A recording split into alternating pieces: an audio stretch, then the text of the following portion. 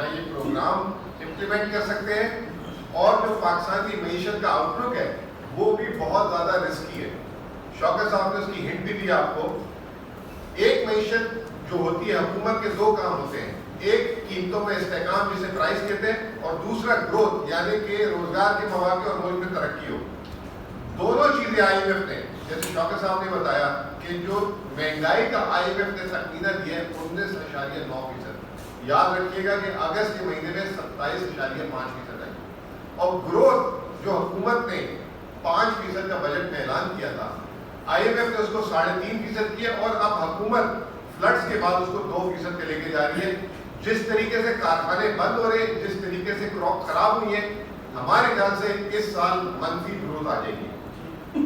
دوسرا جو سب سے بڑی بات انہوں نے بولی آئی ایم ایف نے، وہ یہ بولی ہے کہ پولیٹیکل سلپیجز کی وجہ، پولیٹیکل انسٹیبلٹی کی وجہ سے ملک میں سلپیجز آئی. آپ کو یہ میں بات بتا دوں کہ جو آئی ایم ایف نے جو ریویو کنکلوڈ کیا ہے وہ 7th اور 8th ریویو ہے. 7th ریویو جو دسمبر 2021 تک کے ٹارگیٹ سے جو شوکت صاحب جو وزیر خزانہ تھے اس وقت کے تھے، وہ تمام کے تمام مکمل ہوئے. اس میں کوئی بھی ایک چیز نہیں تھی. یہ جو جون جو اس حکومت نے ختم کیا اس میں انہوں نے بے شمار ٹارگیٹس مس کر دیا. آئی ایم ایف نے ذکر کیا کہ ہمارا پی ٹی آئی کی حکومت سے کس چیز پہ اختلاف ہوا. نمبر 1 انہوں نے کہا کہ آپ نے پیٹرول اور بجلی میں 5 روپے سبسڈی کیوں دی. دوسرا ایک جو انڈسٹریلسٹ پہ انڈسٹری تھی وہ کیوں ہوئی. اور تیسرا آپ نے مارچ میں یا فروری میں 10% سرکاری ملازمین کی تنخواہیں کیوں بڑھائی. یہ وہ 4 چیزیں تھیں جو آج عوام کو چاہیے تھی اس مہنگائی کے دور میں، جو پی ٹی آئی نے آئی ایم ایف کی آنکھوں میں آنکھیں ڈال کے دی. اور یہ حکومت نے آپ کے سامنے کیا کیا. اب جو میں آپ کے سامنے ایک بھیانک خیز بات رکھنا چاہتا ہوں جو اس حکومت نے آئی ایم ایف کے ساتھ کی، اور آج کے اخبارات میں بھی آئی ہے، اور جو آئی ایم ایف کا 112 پیج کا ڈاکومنٹ آیا. آئی ایم ایف میں نے کہا ہے کہ اگر کبھی بھی ہمیں لگا کہ ہم ٹیکس کو جو ہے وصول نہیں کر پائے اسپیڈ سے، تو ہم جو ہے پیٹرول پہ سیلز ٹیکس فوراً لگا دیں گے. مفتی اسماعیل صاحب ایک ہفتے سے کہہ رہے ہیں کہ جی میں نے سیلز ٹیکس کا منع کر دیا. انہیں سیلز ٹیکس تو صرف عمران خان اور شوکت صاحب نے رکھا. تو تیار ہو جائے کہ اکتوبر میں اگر 17% سیلز ٹیکس لگ گیا تو یہ 30 روپے لیٹر پیٹرول بڑھ سکتا ہے. شوکت صاحب نے آپ کو بتایا کہ گیس کی 53% قیمتیں تو بڑھ رہی ہیں، لیکن 53% ایوریج ہے. یہ 235% تک، یعنی کہ جو سب سے کم جن کا بجلی کا گیس کا بل آتا ہے ان کا 235% تک. اگر مثال کے طور پہ 5000 آتا ہے تو اس کا 13,500 ہو جائے گا. یہ 31 اگست کو امپلیمنٹ کرنا تھا. یہ کہتے ہیں ہم آئی ایم ایف سے معاہدہ توڑا ہے. تو 31 اگست کو گزر گئی، انہوں نے معاہدہ ابھی کرتے ہی توڑ دیا. پھر اس کے بعد انہوں نے کہا کہ اگر خدا نہ خاصہ ہم ٹیکسز نہیں پورے کر سکے تو ہم نئے ٹیکسز پھر لگا دیں گے. یعنی کہ ایک اور منی بجٹ، 5 منی بجٹ دے چکے ہیں، 6واں منی بجٹ. اور وہ کن پہ لگائیں گے؟ یہ جو ہم مشروبات پیتے ہیں ان چیزوں پہ، تمباکو چلے اچھی بات ہے اس پہ، اور دوسری چیزوں پہ. پھر 5ویں چیز کہ اگر ہم سے نہیں ہوا تو ہم ترقیاتی اخراجات 350 ارب روپے سے کاٹ دیں گے.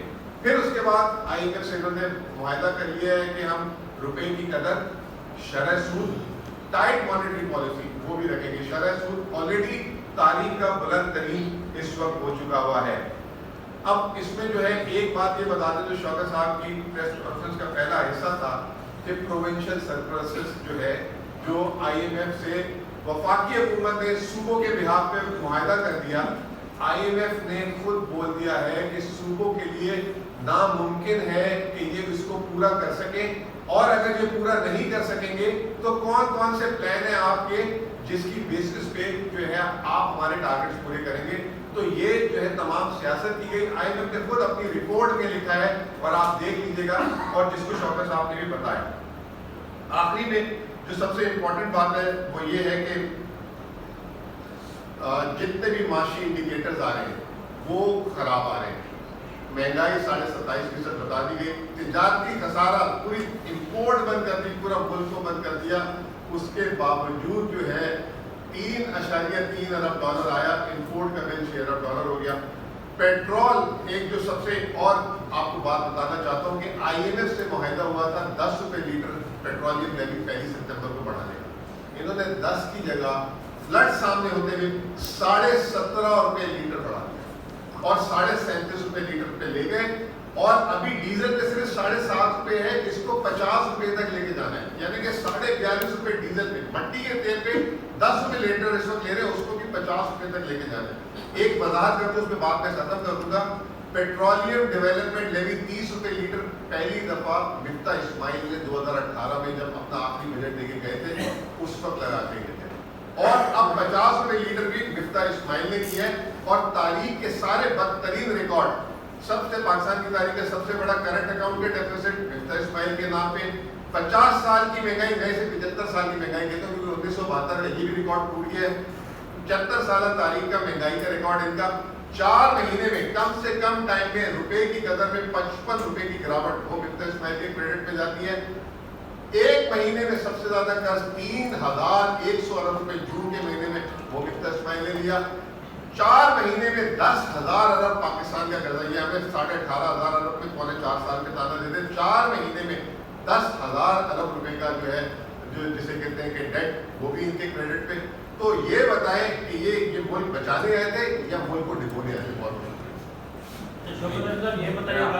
ये बताइएगा कि आपने जो कहा कि आपकी ये तोहमत लगाई जा रही है, इल्ज़ाम लगाया जा रहा है, लेकिन ये जो ऑडियो लीक हुई है ये है तो आपकी ना, तो आप समझते हैं कि ये आपसे गलती हो चुकी थी, इस वजह से ये देखिए जी, ये प्राइवेट कॉन्वर्सेशन थी और मैं तो आपको कह रहा हूँ कि ये कट पेस्ट थी, ये डॉक्टर, हमने जो बातें की हैं उसको आगे पीछे नहीं किया और फिर उसी फील्ड से रिलीज करके, और मेरी और आपकी और इनकी और मेरी आपस में प्राइवेट कॉन्वर्सेशन कोई भी हो रही हो, हम आपस में कुछ भी बात कर रहे हैं, उसको टेप करना तो सुप्रीम कोर्ट ने कहा कि ये एक किस्म का ये जुर्म है, और ये किस तरीके से इन्होंने किया। क्या कार्रवाई करना चाहते हैं आप इसके लिए क्या करेंगे? आप क्या करेंगे? मैं तो कुछ नहीं करूँगा जनाब, मैं तो सिर्फ इनको ये बताना चाह रहा हूँ कि जनाब मैं अब जा सकता हूँ मैं कोर्ट में, इन्होंने ये मेरी प्राइवेसी को वो किया, लेकिन मैं ये नहीं करूँगा। देखिए इस वक्त हमें मुल्क के बीच में ज़्यादा कंट्रोवर्सीज करने की ज़रूरत नहीं है। इस वक्त अगर हमने IMF के पास जाना है तो मिल के जाएँ, उनका प्रेशर डालें कि भाई